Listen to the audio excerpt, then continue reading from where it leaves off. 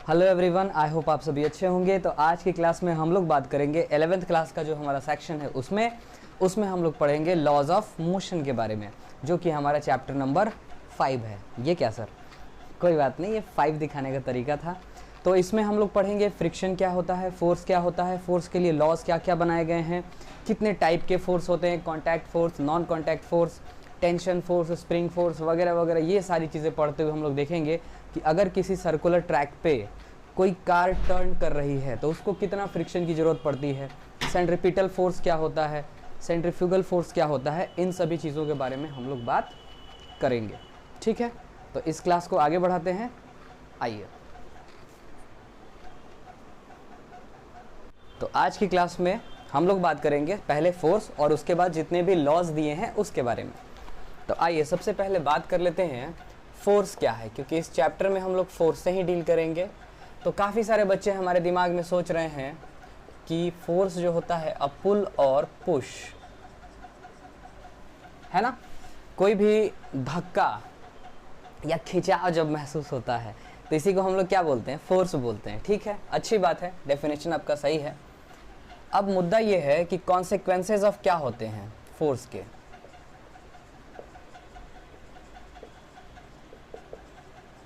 इसका मतलब है, मैं आपसे ये पूछ रहा हूँ कि फोर्स क्या क्या कर सकता है। ठीक है, तो आइए समझते हैं। पहला काम ये कर सकता है स्टार्ट और स्टॉप ए मोशन। मान लेते हैं कोई बॉडी रुका हुआ है और उस पर हम फोर्स लगाएंगे तो वो क्या होगा, चलना स्टार्ट कर देगा, तो उसमें मोशन आ गया। लेकिन कोई चीज़ रुका हुआ है, ये तो बात वही हुई। खैर, कोई चीज़ चल रहा है तो उसको चलाने के लिए फोर्स की ज़रूरत पड़ती है। कोई चीज़ रुका हुआ है उसको चलाने के लिए फोर्स की ज़रूरत पड़ती है। कोई भी चीज़ चल रहा है उसको रोकने के लिए भी फोर्स की ज़रूरत पड़ती है। तो ये सारी जो चीज़ें हैं ये हमारी फोर्स के हेल्प से होती हैं। क्या सर? फिर इसके बाद हो सकता है दूसरा डिफॉर्मेशन। अभी डिफॉर्मेशन का मतलब क्या? जैसे कभी आपने देखा होगा कि एक कार और एक ट्रक की टक्कर होती है, उनके कोलिजन के समय आप देखना क्या होता है, कुछ पार्ट ट्रक का भी डिफॉर्म हो जाता है, मतलब पिचक जाता है ऐसे कहा जाए, और कुछ पार्ट कार का भी पिचक जाता है।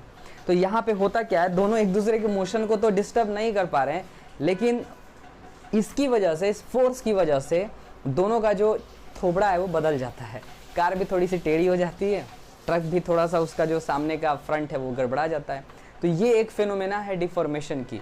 ये भी हमारे फोर्स का ही कॉन्सिक्वेंसेस है। यानी फोर्स क्या क्या कर सकता है, फोर्स मोशन स्टार्ट कर सकता है, मोशन रोक सकता है, उसके डायरेक्शन को बदल सकता है। साथ ही साथ अगर इन चीज़ों में से कुछ नहीं हुआ, यानी मोशन नहीं हुआ, तो उसका डिफॉर्मेशन जरूर होगा। ठीक है, ये हमको पढ़ना है मैकेनिकल प्रॉपर्टीज ऑफ सॉलिड, जो कि हमारा 9th चैप्टर है एनसीईआरटी के अकॉर्डिंग। ओके, तो ये सारे कॉन्सिक्वेंसेस है फोर्स के। अब दिमाग में एक बात चल रही होगी कि सर फोर्स है उसको कैसे पहचानें। तो किसी भी चीज़ की एक अपनी कैरेक्टरिस्टिक्स होती हैं। क्या होती हैं? कैरेक्टरिस्टिक्स होती हैं, मतलब उनकी कुछ विशेषताएं होती हैं जिनसे हम उनको पकड़ सकते हैं, समझ सकते हैं, है कि नहीं। तो ये सारी चीज़ें आइए समझते हैं। तो सबसे पहला फोर्स का जो कैरेक्टरिस्टिक्स है वो क्या है, मैग्नीट्यूड होता है। फोर्स के पास क्या होता है, मैग्नीट्यूड होता है। दूसरा क्या है, डायरेक्शन। ओके, तीसरा क्या है, point of application. Point of application. Okay, and the fourth one is line of action.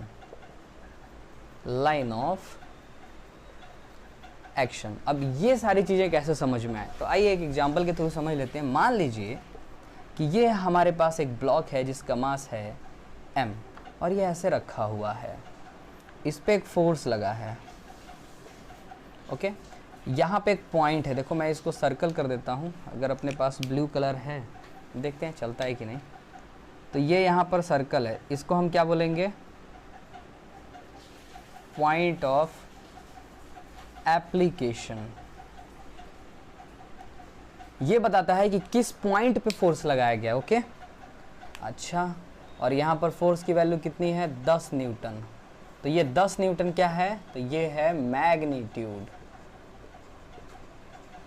ये हो गया मैग्नीट्यूड। ओके जी, इसको ऐसे आगे बढ़ा देंगे ऐसे, इसको बोलते हैं line of action, line of action. पता है इसका खास चीज़ ये होता है कि इस फोर्स को तुम यहाँ से भी ऐसे दिखा सकते हो और जो इसका रिजल्ट होगा, नतीजा सेम ही होगा। माने चाहे आप यहाँ पे लगाएं, लाइन ऑफ एक्शन पे कहीं भी आप लगाएं, फोर्स का जो रिजल्ट आएगा वो सेम ही आता है।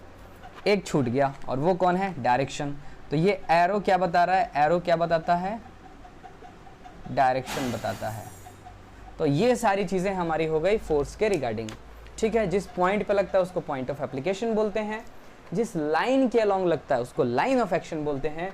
जो मैग्नीट्यूड है, कितने न्यूटन का फोर्स? 10 न्यूटन का, तो 10 क्या है? मैग्नीट्यूड है। और ये एरो क्या बता रहा है? डायरेक्शन बता रहा है। ठीक है, काफ़ी कंफ्यूजन होता है डायरेक्शन और लाइन ऑफ एक्शन में, पर परेशान होने की ज़रूरत नहीं है। ठीक है, इसको एज इट इज़ समझ लेना है। तो यहाँ तक हम लोगों ने पढ़ा फोर्स का डेफिनेशन क्या हो सकता है, फोर्स के कॉन्सिक्वेंसेस क्या होते हैं, हमारी डेली लाइफ में फोर्स कैसे हमको इन्फ्लुएंस करता है और फोर्स को कैसे पकड़ा जा सकता है। आगे चल के हम इसमें FBD वगैरह पढ़ेंगे, फ्री बॉडी डायग्राम वगैरह। तो फटाफट आप इनको नोट करना चाहें तो नोट कर सकते हैं, अदरवाइज हम आगे बढ़ेंगे।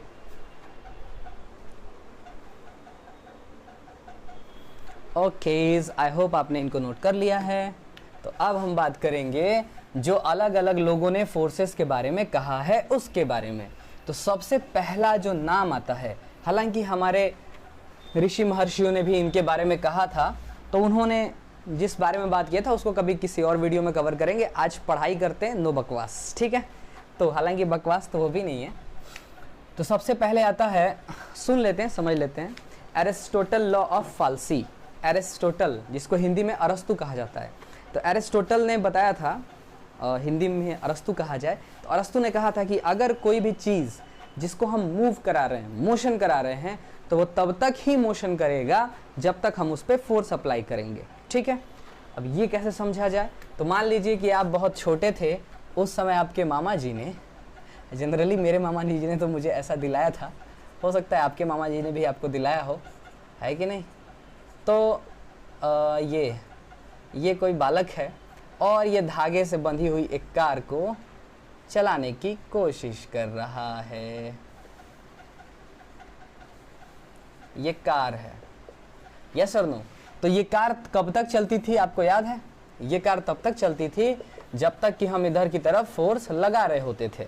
समझ में आ रही बात? और जैसे हम फोर्स लगाना छोड़ देते थे तो कुछ दूर तक कार चलती थी, फिर उसके बाद रुक जाती थी। तो इसको बोला जाता है एरिस्टोटल फाल्सी। ये अरस्तु ने बताया था, मोशन के बारे में सबसे पहला स्टेटमेंट उन्होंने दिया था। हालांकि और भी लोग थे जिन्होंने कहा।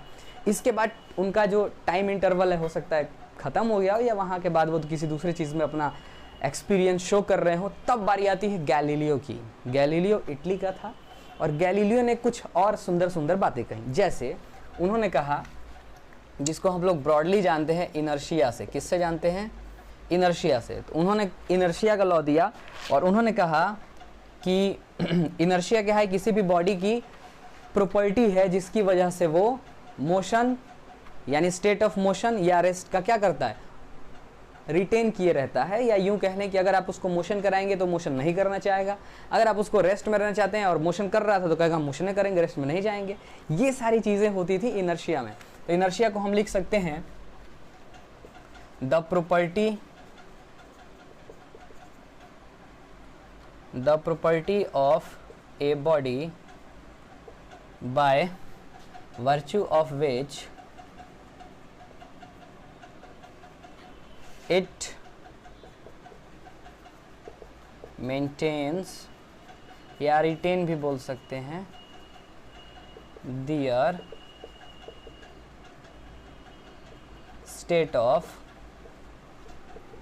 motion और रेस्ट। यानी वो बॉडी अगर मोशन में है तो मोशन करना चाहती है, अगर रेस्ट में है तो रेस्ट में रहना चाहती है। ये किसने दिया था? गैलीलियो ने दिया था। ओके, अब इसमें 3 पार्ट निकल के आते हैं। इनर्शिया के कितने पार्ट निकल के आते हैं बेटा? 3 पार्ट। कौन कौन से? तो एक होता है इनर्शिया ऑफ रेस्ट, ठीक। दूसरा होता है इनर्शिया ऑफ मोशन। तीसरा होता है इनर्शिया ऑफ डायरेक्शन।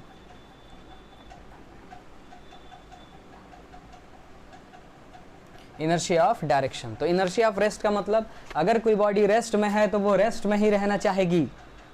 कब तक? जब तक कोई बाहरी फोर्स, कोई एक्सटर्नल फोर्स आके उसके इस स्टेट को बदल ना दे या बदलने की कोशिश न करे, तब तक। इनर्शिया ऑफ मोशन क्या है? वो कहता है मैं मोशन में हूँ तो मुझे मोशन में रहना है और किसी चीज़ से कोई लेना देना नहीं है, आप मुझे रोकने की कोशिश मत करो, आज तो मुझे मत रोको, मुझे मोशन में ही रहने दो। खैर ये क्या है, फिल्मी हो गया कुछ। Inertia of direction. तो इनर्शिया ऑफ डायरेक्शन की जहाँ तक बात आती है तो इसमें कहा जाता है कि मैं जिस डायरेक्शन में मूव कर रहा हूँ मैं उसी डायरेक्शन में मूव करूँगा और चीज़ों से मेरा कोई लेना देना नहीं है। तो ये होता है इनर्शिया ऑफ डायरेक्शन। अब इसका रियल लाइफ में फील कहाँ आता है? तो रियल लाइफ में फील आता है जब आप बस पे बैठे हुए हो और बस अचानक से एक्सेलरेट करना स्टार्ट करे तो आप ऐसे हो जाते हो, यस और नो। और फिर जब आप बैठे हुए अपने सीट पर और बस तेजी से मूव कर रही है, यूनिफॉर्म मोशन कर रही है एकदम कांस्टेंट वेलोसिटी से। यूनिफॉर्म मोशन माने कांस्टेंट वेलोसिटी, इसका माने एक्सेलरेशन जीरो। तभी क्या हुआ, अचानक से उसने ब्रेक लगा दिया ड्राइवर ने, तब आप आगे वाली सीट पर मारते हो धड़ाक, यस सर नो। तो ये क्या हो रहा है? ये हो रहा था आप पहले से चुपचाप बैठे हुए थे और वो एक्सेलरेट आगे किया तो आपकी बॉडी ने उसका अपोज किया, जिसकी वजह से आप गए पीछे।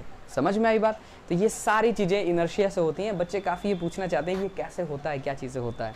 तो यहाँ तक हमने बात की इनर्शिया के बारे में। अब यहाँ के बाद न्यूटन का टाइम आ गया। न्यूटन ने क्या कहा उसको समझेंगे, न्यूटन्स लॉ को समझेंगे। तो फटाफट आपको अगर लगता है नोट करने वाली कोई चीज़ तो आप नोट कर सकते हैं। इसका डेफिनेशन आप आसानी से बना सकते हैं। यहाँ पर जहाँ मैंने स्टेट ऑफ मोशन कहा है तो इसमें खाली मोशन रखेंगे, स्टेट ऑफ रेस्ट इसमें लिख देंगे और इसमें maintains their direction of motion कर देंगे। ठीक है, चलिए आइए अब न्यूटन्स के बारे में बात कर लेते हैं, न्यूटन्स लॉ के बारे में। ये सभी लोगों ने समय के अकॉर्डिंग यानी टाइम के अकॉर्डिंग अपनी अपनी बातों को कहा, जिनसे हमारी सोसाइटी में बड़ा इम्प्रूवमेंट हुआ। अब बारी आती है न्यूटन्स लॉ ऑफ मोशन। अब देखो इसका स्टेटमेंट जो है वो आप कहाँ से लोगे? एनसीईआरटी से ले लोगे। स्टेटमेंट इसका कहाँ से लोगे? एनसीईआरटी, उसमें दिया हुआ है काली काली मोटे मोटे मोटे अक्षरों में। ठीक है, हम यहाँ पर आपको समझा देते हैं। फर्स्ट लॉ, इसको बोलते हैं लॉ ऑफ इनर्शिया। क्या बोलते हैं? Law of inertia. ये कहता है कि अगर कोई बॉडी रेस्ट में है तो वो रेस्ट में ही रहेगी, या फिर अगर यूनिफॉर्म मोशन में है तो वो यूनिफॉर्म मोशन में ही रहेगी, जब तक कि कोई एक्सटर्नल फोर्स लग के उसके इस कॉन्फ़िगरेशन को बदल ना दे। ठीक है, तो इसके लिए हम लोग डायरेक्ट ये कहते हैं कि if a body is in rest और यूनिफॉर्म मोशन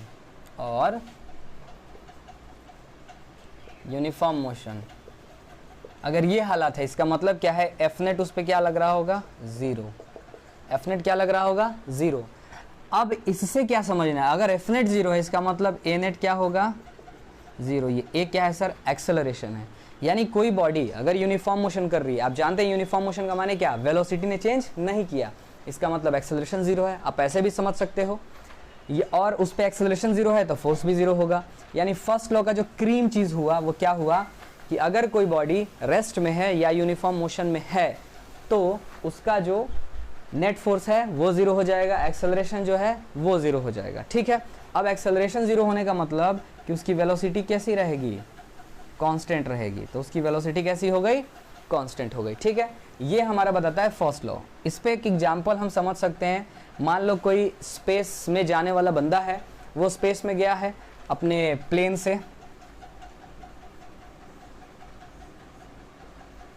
ठीक है, और ये स्पेस की बात है, दूर दूर तक कोई फोर्स नहीं है।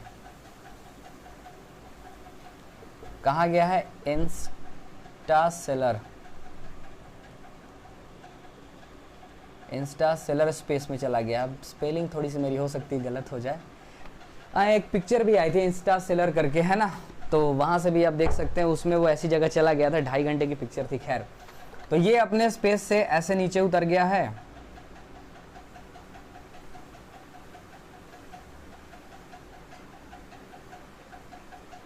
ऐसे ये निकल गया है, बाहर निकल आया है अपने स्पेस से। तो वो ऐसी जगह है जहाँ पर दूर दूर तक कोई भी फोर्स नहीं है। तो पूछा गया है कि वो अपने प्लेन पर कितना फोर्स लगा रहा होगा।